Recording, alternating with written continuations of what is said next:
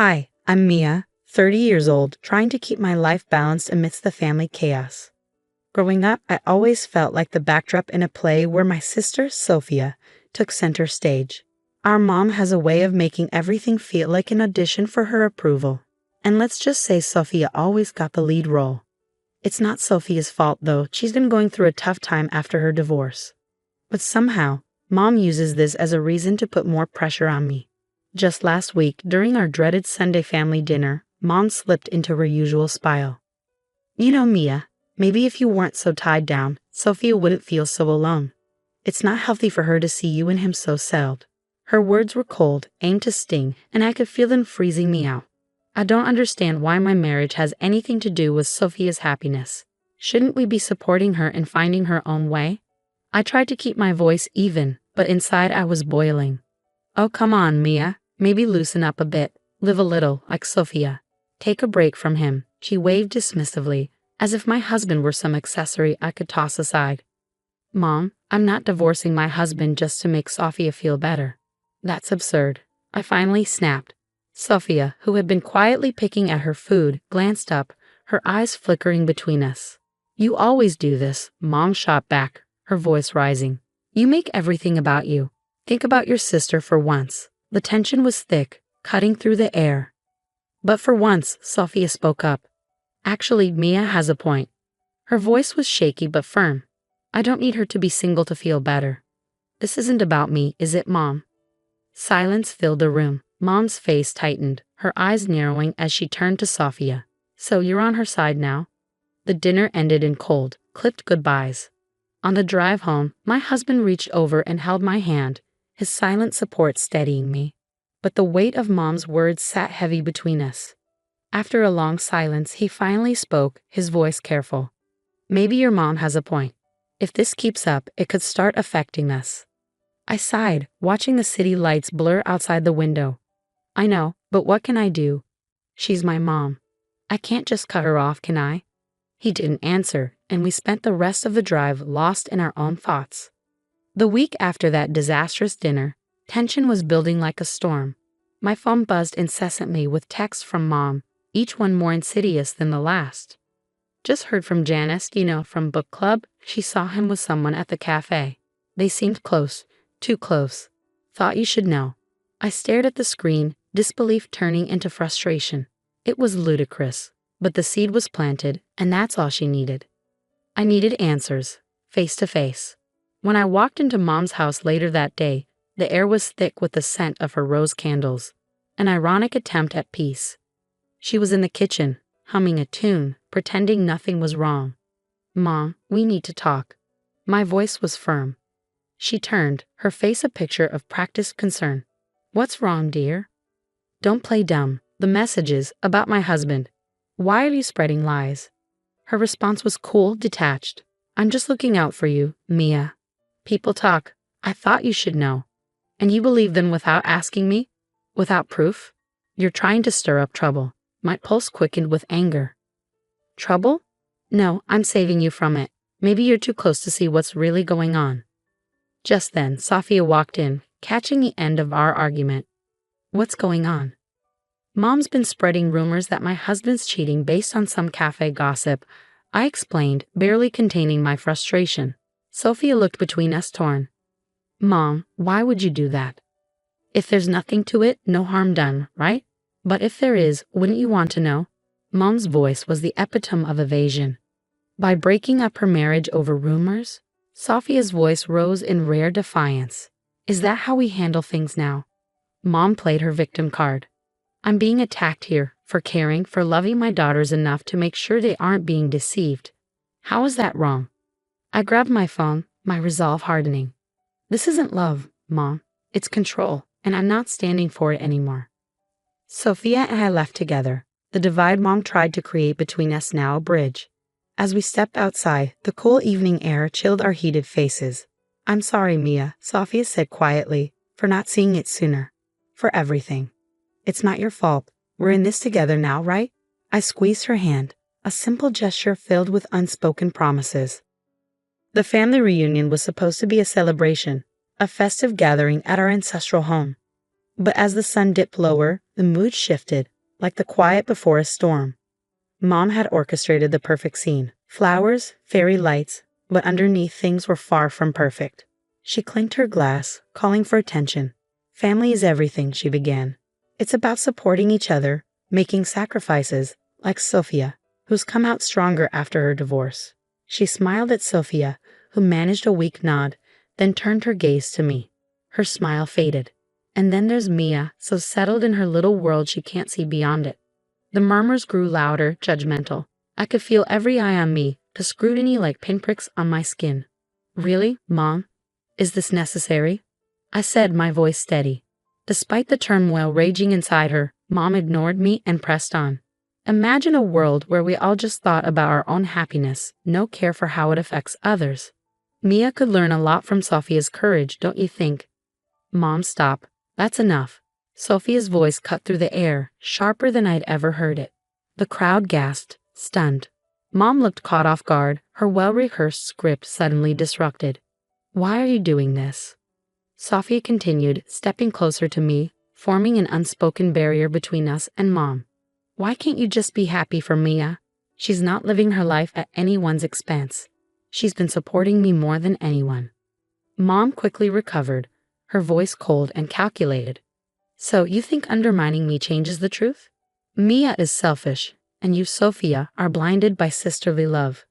I'm not blind, Mom. I see perfectly well, Sophia shot back, her usual calm replaced by a fierce defiance. It's cruel to use a family gathering to air your biased grievances. The family around us began murmuring, tension palpable as people chose sides. Mom raised her hands in a gesture of supposed peace. You're both my daughters, and I love you. But sometimes love means telling hard truths. Mia, you need to think about more than just yourself and your perfect little marriage. I looked around at the faces in the room, seeing confusion and concern mirrored in their eyes. My heart pounded with a mix of anger and an overwhelming need to defend my peace. Hard truths. No, Mom, you're using your toxic assumptions and calling it love. This is manipulation, not concern, I said, my voice stronger than I expected. I won't let you tear down my life because you're unhappy with the way I live it. Silence followed. It was heavy, charged, as everyone processed what had just happened. Sophia squeezed my hand, whispering, We'll handle this together. As conversations cautiously resumed around us, I knew what I had to do. This wasn't just about defending my choices anymore. It was about protecting my mental health and my marriage. A drastic change was necessary, and with Sophia by my side, I felt the strength to finally follow through. The days after the reunion were a whirlwind of whispered phone calls and quiet meetings between Sophia and me, united in our determination. We meticulously crafted a plan to reveal the truth about Mom's manipulations to the family. She always talks differently when she thinks no one else is listening. Sophia noted one evening as we sat with notes scattered across the table. Exactly, I replied, tapping my pen against my notebook. We need to catch her in the act. Show everyone the real Mom. The one we deal with behind closed doors. Sophia's eyes brightened as she scanned her laptop. What if we use a voice-activated recorder? We could hide it during your next one-on-one with her. I smiled. Perfect. She's invited me for tea on Saturday, thinking it's to mend fences. Little does she know. Saturday arrived, and with it, a knot of nerves in my stomach. The recorder was hidden in my purse, discreetly positioned to capture every word. Mom greeted me with her usual tight smile and ushered me into the kitchen. As we sat down with tea between us, she didn't waste any time. Mia, darling, I've been thinking about our little discussion at the reunion. I want to help you understand where I'm coming from. I nodded, my heart racing, knowing every word was being recorded. Go on. She continued, her tone laced with condescension. Sophia needs us now more than ever, and your stubborn independence could set a bad example. I'm only trying to look out for the family. And by looking out, you be trying to control my life, telling me how to be a wife. I kept my voice calm, steering her towards revealing more. It's not just about you, Mia. Sometimes we have to make sacrifices for the greater good. If that means adjusting your life, so be it. She leaned forward, her voice dripping with a fox sincerity that made my skin crawl. The conversation went on, Mom unknowingly laying bare her manipulative mindset, all caught on tape. The following week, we gathered the family again, this time under the guise of clearing the air. The tension in the living room was thick, everyone bracing for another showdown. But this time, Sophia and I were in control. "Thank you all for coming," I began, standing with Sophia by my side. "We believe it's important for everyone to see the full picture of what's been happening." I pressed play on the recorder and Mom's voice filled the room. Her cold words, her manipulation, the calculated way she tried to control my life, it was all laid bare. As the recording ended, the room erupted in murmurs of disbelief.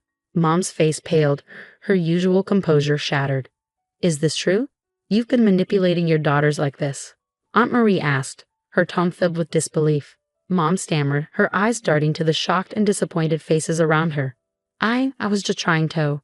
"No, Mom, you were caught," Sophia said, her voice unwavering. "This is who you are, and it's why things need to change." As the family absorbed the revelation, their murmurs grew louder. One by one, they began sharing their own feelings, perspectives that had been suppressed for years. Sophia and I exchanged a glance. It was done. The truth had been revealed, not to punish, but to protect and heal. The path forward wouldn't be easy, but it was necessary. The bonds between us, once strained by manipulation, could now be rebuilt on a foundation of honesty and courage. As the echoes of the recording faded, the room felt charged, waiting for Mom to respond. She stood visibly shaken, her usual poise crumbling under the weight of her exposed actions. I did it for the family," she stammered, her voice thin and unsteady. "To keep us together, to make us strong." Uncle John shook his head, his face etched with disbelief. "That's not strength, that's control. Manipulating Mia and Sophia doesn't keep the family together. It tears it apart." Aunt Marie added, disappointment clear in her voice, "You've always been the matriarch, yes, but this. We never imagined it went this far. Guiding your children is one thing.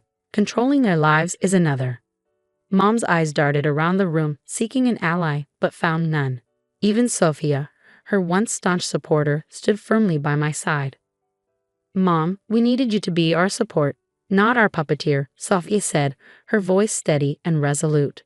The rest of the evening passed in a blur of hushed conversations and quiet reassurances among family members. All except for Mom, who sat isolated, the weight of her actions settling heavily around her. In the weeks that followed, the family dynamic shifted dramatically. Invitations to Mom were polite but distant, and her once central role in family decisions faded. She was invited out of courtesy, not desire, her influence now reduced to mere formality. During this time, Sophia and I grew closer, rebuilding the relationship that Mom had almost destroyed. We spent hours sharing our thoughts, fears, and hopes for the future, laying the groundwork for a bond no longer defined by rivalry or manipulation. One evening, as my husband and I hosted a small dinner with Sophia, he raised his glass, a light smile on his face. "To new beginnings and to family, the kind we build on trust and support, not manipulation." "I'll drink to that," I said, clinking glasses with him, then with Sophia. "We've been through a storm, but we're here, stronger and together." Sophia nodded, the candlelight reflecting in her eyes. "It's strange how things turned out, but I'm grateful. We could have lost so much more if not for the truth." As the night wore on, we talked about healing, not just for ourselves, but for Mom too, if she ever sought it sincerely. For now, though, it was about us, about setting the foundation for a future where manipulation held no sway. The ordeal had not only mended my relationship with Sophia, but also strengthened my marriage. My husband and I understood each other better now, our commitment deepened by the challenges we had faced together. We had weathered the storm and emerged with a resilience and clarity that bound us even closer.